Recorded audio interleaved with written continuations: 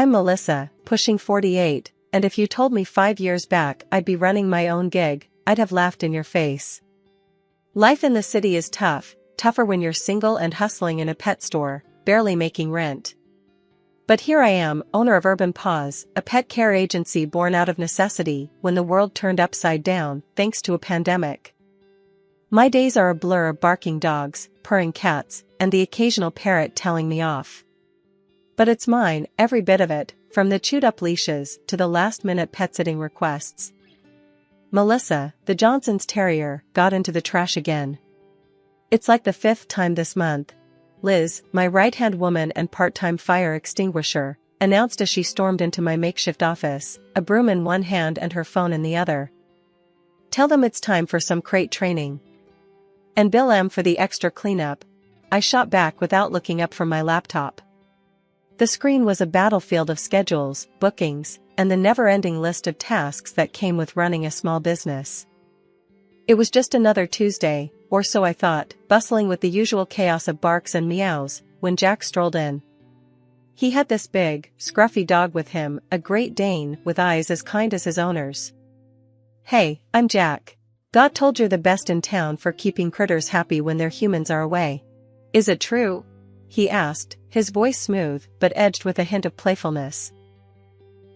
I couldn't help but smile, brushing a stray hair from my face. I guess you'll have to find out for yourself, won't you? What's the big guy's name? Thor. After the god of thunder, though the only thing he's striking is fear into the heart of my vacuum cleaner. Jack quipped, and I laughed, genuinely.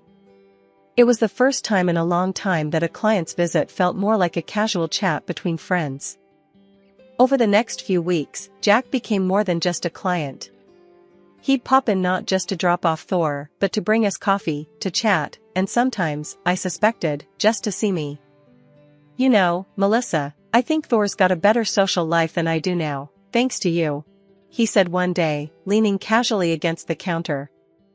Maybe you need to get out more, or maybe Thor's just more charming than you. I teased back, enjoying the easy banter that had developed between us. Jack's visits became the highlight of my day, a pleasant distraction from the endless responsibilities of running a business. It wasn't long before he asked me out, catching me completely off guard. Melissa, would you, I don't know, like to grab dinner with me sometime? Not as Thor's human, but just as, well, you and me? I remember blinking at him, surprised, my heart racing for reasons I couldn't quite understand.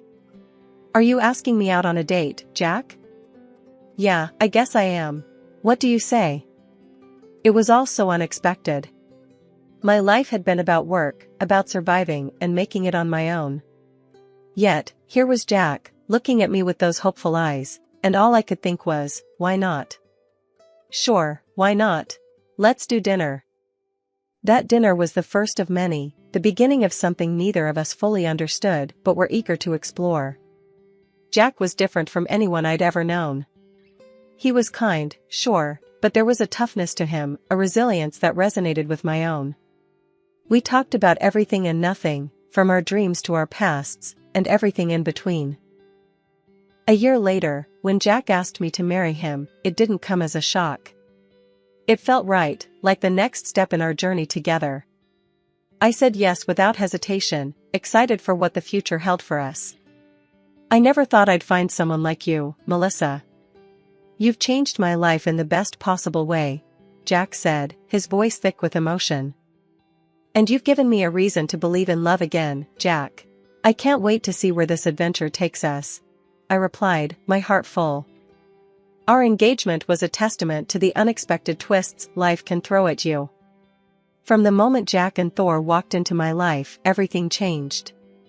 I found love, companionship, and a sense of belonging I hadn't realized I was missing. Jack's parents, an amazingly kind and sweet married couple, accepted me as their own daughter. We sometimes came to visit them. I helped Jack's mother set the table, while Jack and his father discussed another basketball game. It was real, you know? Life's funny, you know? One day you're floating on cloud 9, everything's peachy, and then boom, it all starts to crumble. That's exactly what happened with Jack and me. It all started so subtle, I barely noticed. But let me backtrack a bit and give you the full picture. I was knee-deep in paperwork at the agency when Jack started mentioning he felt off. At first, it was just the odd sniffle here and there, nothing to write home about. But then, it escalated. Colds, backaches, you name it. I figured we all hit a rough patch health-wise, but Jack, he took it to another level. One evening, I came home later than usual, the pet agency was buzzing, and I was juggling a million things at once. Jack was sprawled on the couch, looking miserable. "Babe, I'm feeling crappy again," he groaned as I dropped my keys on the counter. I sighed, hanging up my coat. "You've been saying that a lot. Maybe it's time to see a doctor? Or we could try switching up our diet, get you on some vitamins?" Jack's response was a scoff. "Oh, great, Melissa. That's just great. You think a few veggies and some pills are gonna fix everything? You just don't get it, do you?" I was taken aback. "Jack, I'm just trying to help. I'm no doctor, but sitting around moping isn't going to do much. You've gotta at least try." That set him off. "Try? You think I'm not trying? You have no idea what it's like. You're out all day, busy with your precious agency and those animals. When do you ever stop to think about me, huh?" His words stung. I was busting my ass, trying to keep our life together, keep the business running, and here he was, accusing me of not caring. "Jack, that's not fair. I'm working to support us, to build something. And I do worry about you, all the damn time." But talking to Jack was like talking to a brick wall. He just wouldn't budge. "Whatever, Melissa. Just leave me alone." So, I did. I retreated to our bedroom, feeling a mix of anger and helplessness. This wasn't the man I married. Where did that caring, understanding guy go? It felt like I was living with a stranger. The next few weeks were more of the same. Jack's health complaints became a daily soundtrack, and any suggestion I made was shot down. He was convinced that the world was against him, and I was the conductor. Our arguments became more frequent, more heated. It felt like we were speaking different languages. I suggested exercise, he accused me of being insensitive. I mentioned healthy eating, and he'd snap about me not understanding his pain. Frustrated with our nowhere conversations, I finally put my foot down. "Look, Jack, this isn't working. You need to see a doctor, get some real advice. Not just guesswork and internet crap." Jack was resistant, but exhausted. "Fine, Melissa. I'm tired, okay? Maybe it is just needing rest. But I'll go, for your peace of mind." So, 2 weeks later, I dragged him to the clinic, despite his reluctance.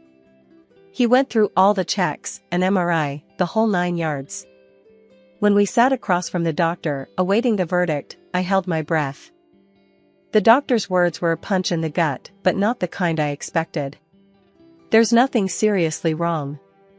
A slight inflammation of a nerve, but with proper care and some physical therapy, you should be fine. You can work." I sighed, a mix of relief and frustration. "See, Jack? It's not as bad as you thought. We can work on this, get you back on your feet." But Jack, he wasn't having any of it. His face twisted in anger. "So, that's it, huh? You're happy now? You think I'm faking it? You just want me out of the house, working myself to death. You don't care about me, Melissa. You're heartless. All you care about is your damn money and business." I was floored. Here I was, trying to find a solution, and he was accusing me of the worst. "Jack, that's not fair. I'm trying to help. I want you healthy, not this. I care about us." But he wouldn't listen, wrapped up in his own narrative of neglect and accusations. And there I was, standing at a crossroads, wondering how love had turned into a battleground of wills. Life at home had become a marathon, one I hadn't signed up for, but was running every day. Work at the agency kept me chained till late, juggling clients and pet emergencies like a circus act. By the time I got home, the real work began. Jack's dog, Thor, needed walking, a task Jack conveniently forgot existed. So, I'd trudge through the neighborhood, leash in hand, trying to decompress from the day. Once back, the kitchen called my name. Cooking wasn't just about feeding us, it was my moment of zen. But with Jack planted on the couch, my zen often turned into a simmering pot of resentment. The apartment didn't clean itself either. While I scrubbed and sorted, Jack became part of the furniture, an immovable object glued to whatever screen caught his fancy. One night, as I balanced cleaning up after dinner with a mental list of tasks for the next day, I snapped. Jack, can you at least help out with the dishes? Or anything, really? My voice, usually calm, carried a sharp edge. He glanced up, the glow from the TV painting shadows on his face. Melissa, you know this stuff is your domain. I'm just not cut out for it. Cut out for it? It's dishes, Jack, not rocket science. We both live here. We should both contribute. The words tumbled out, fueled by exhaustion and frustration. He shrugged, a gesture that fanned the flames. That's a woman's job, Mel. My mom never had my dad lift a finger around the house. I stared at him, incredulous. The argument spiraled into familiar territory, me advocating for partnership, him retreating into outdated ideals. It was a merry-go-round of frustration, going nowhere. A month into this domestic deadlock, Jack dropped a bombshell. I'm not feeling well, Mel. Think I need to quit my job. Find something remote. His declaration hung between us, another layer of tension. Trying to keep the peace, I offered a solution. Why don't you work with me at the agency? There's plenty you can do from home. Handling applications, overseeing the staff remotely, managing payments. It could be good for you. His reaction was like I'd suggested he jump off a bridge. Feel sorry for me? Is that it? You think offering me a job is going to fix things? His voice was a mix of anger and something else, disappointment, maybe. No, Jack, I'm trying to help. We need 2 incomes, and this way, you can work at your own pace. It's not about pity, it's about practicality. My attempt at reason fell on deaf ears. By the time we hit what I'd call the breaking point, things between Jack and me were frostier than a freezer. I'm not one for drama, but living with Jack had become like walking on eggshells, covered in barbed wire. One day, I'm elbow-deep in work, scheduling appointments, and dealing with a no-show employee, when Jack calls me. He's at home, as usual, and his voice is dripping with that tone, you know, the one that says he's about to make your day even longer. Melissa, we're out of those organic chips I like. And grab some of that craft beer on your way back, would ya? He says, like he's doing me a favor by giving me errands. I press the phone against my ear, trying not to let the irritation seep into my voice. Jack, I'm swamped. Can't it wait? Or maybe you could pick them up. Silence. Then, you know I'm not feeling great, Melissa. Why do you always have to make things so difficult? Difficult, right. Because asking him to get off the couch is akin to asking him to climb Everest. I bite back a snarky retort and agree, because it's easier than arguing. By the time I get home, arms laden with groceries, including his precious chips and beer, the house looks like a cyclone hit it. Dishes piled up, laundry spilling out of the basket, Thor rushing for a walk, and there's Jack, planted on the couch, glued to the TV. I lose it. Jack, seriously? You couldn't have done some of this while I was out? He turns, eyes narrow. What's your problem, Melissa? I told you, I'm not feeling well. I'm standing there, groceries still in my hands, and I just start laughing. It's that, or cry. Not feeling well? Jack, the doctor said you're fine. This is just laziness. He stands up then, face red. You don't believe me? You think I'm lying about my pain? It's not about believing you, Jack. It's about trying, doing something. Anything. I'm practically pleading now, but he's having none of it. I didn't tell Jack's parents anything, for fear of upsetting them. We visited them occasionally, and they came to us with return visits. The issue of Jack's health was never raised during our conversations. It was surprising, because he loved to tell everyone about his well-being. But I didn't have time to think about it. Months dragged on, each day blending into the next with a sameness that was suffocating. Jack was still home, glued to the couch under the guise of looking for remote work. Health excuses became his shield against any form of employment outside the house. It was like living with a ghost who occasionally raided the fridge or flicked through channels.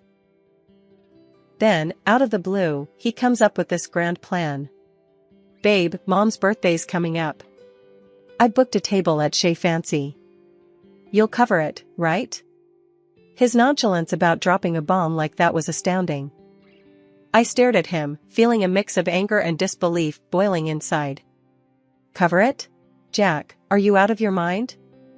You've not lifted a finger to contribute, and now you want me to shell out for an expensive dinner?" He looked taken aback, as if the thought that I would object was alien to him. "Come on, Melissa. It's for my mom. Don't you want to help make it special?" That was the last straw. Making it special doesn't mean throwing money at it, especially money you didn't earn. If you want to do something for your mom, how about you actually put in some effort? Cook her dinner. Invite her over. Show her you care without spending money we don't have. To my surprise, he caved. All right. I'll cook. It'll be great, you'll see." Suddenly, the affectionate and attentive Jack I remembered from our early days made a brief reappearance. It was enough to kindle a flicker of hope in me. Maybe this was the turning point. Maybe things could get back to how they were. But life has a way of dashing hopes with brutal efficiency. On the day of the big dinner, I was slammed by a nasty bug. Head pounding, legs aching, the works. I could barely stand up straight.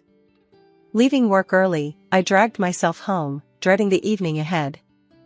Walking through the door, I found Jack exactly where I left him that morning, planted on the couch. "Jack, I'm really not feeling well. How's dinner coming along?" He didn't even have the decency to look embarrassed. "Oh, my back's acting up again. Can't stand, let alone cook. Maybe we can just do the restaurant thing?" I was floored. "You've got to be kidding. I'm barely standing here, Jack. And you want to go out? We can't afford that dinner." He had the gall to look annoyed. "Well, what do you want me to do, Melissa? Magic up a meal? You know how my back is. Maybe you could." The truth hit me like a ton of bricks. Jack was never going to cook that dinner. It was all just another one of his games, a deception dressed up in false promises. Standing there, feeling like my body was at war with itself, I told Jack about how sick I felt, hoping for a sliver of sympathy, maybe even a touch of care. But what I got was a cold shoulder. "If you're too sick to cook, then just stay home," he said, his voice void of any warmth. "I'll take my folks out to eat. Just give me the money for the restaurant." I was floored. The audacity, the sheer lack of empathy, it left me speechless. Arguing was the last thing I had the energy for. So, I swallowed my pride along with some antipyretic, hoping it would quell the fever enough for me to stand in the kitchen without passing out. I started on the main course, my movements sluggish, every stir of the pot a monumental effort. To make things easier, or so I thought, I ordered some snacks from the cafe down the street. But as I reached into the oven to pull out the casserole, a wave of dizziness hit me. I stumbled, catching myself on the edge of the counter, just in time. That's when Jack decided to kick me while I was down. "You can't even handle this, can you? I'm sick of it." His words were a punch to the gut, stripping away any pretense of concern he might have feigned earlier. I was doing my best, sick as a dog, trying to hold everything together, and here he was, berating me for not living up to some impossible standard. I swayed again, barely able to stand on my feet. And then the kitchen door slammed open with a force that made us both jump. It was Jack's parents. At that moment, everything changed. Their faces were a mix of shock and anger, immediately rushing over to me as I nearly collapsed. His mom, her eyes wide with worry, helped me to the couch, her glance flitting between me and Jack with disbelief. "Why on earth didn't you cancel dinner, Jack? Forcing Melissa to cook when she's this sick?" she exclaimed, her voice a mixture of anger and concern. Hearing her, I couldn't hold back my tears anymore. The frustration, the loneliness, the sheer exhaustion of it all came pouring out. "We'd been on thin ice for ages," I sobbed, telling her about the years of taking care of Jack, his endless ailments, his refusal to work, and the sea of bills for gadgets and gizmos that just gathered dust. I showed her the receipts, evidence of our spiraling debt. She was stunned. "Why didn't you say anything sooner, dear? About his sickness, his job?" I wiped my eyes, looking down. "I didn't want to upset you. I hoped he'd change." She turned to Jack then, her hands gripping his shoulders like she could shake some sense into him. "Why, Jack? Why put Melissa through all this?" And then, she shared something I never knew. Jack had a history of faking illness to avoid responsibilities, a pattern stretching back to his school days. My heart sank. The realization hit me like a truck: my marriage was over. I couldn't tether my life to someone so unwilling to be a partner, so dependent on the sacrifices of others. His parents didn't spare him, their disappointment clear as day. "We've indulged you for too long," his dad said, voice hard with a finality that brooked no argument. "I can't do this anymore. I want a divorce," I declared, the words heavy but freeing. His mom nodded, her eyes sad but understanding. "I would do the same, dear." They then turned to Jack, their final verdict chilling. "Don't expect any more help from us. And forget about any inheritance if you don't turn your life around." Jack's reaction was desperate, a stark contrast to his usual apathy. He pleaded, begged even, but his mom just pushed him away. "You owe Melissa an apology, not us." But I was done. Done with the excuses, the lies, the endless cycle of hope and disappointment. It was time to move on, to rebuild from the ashes of what was supposed to be my happily ever after. Jack's pleas fell on deaf ears, my decision was made. It was time for a new beginning, one where I could find happiness and peace, free from the weight of carrying us both. After the dust of divorce settled, I threw myself into my work and the company of the animals I dedicated my life to.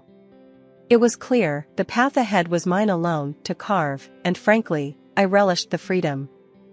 The end of my marriage, while a chapter one wouldn't choose to reread, taught me lessons I'd carry forever. It wasn't about regret, it was about growth.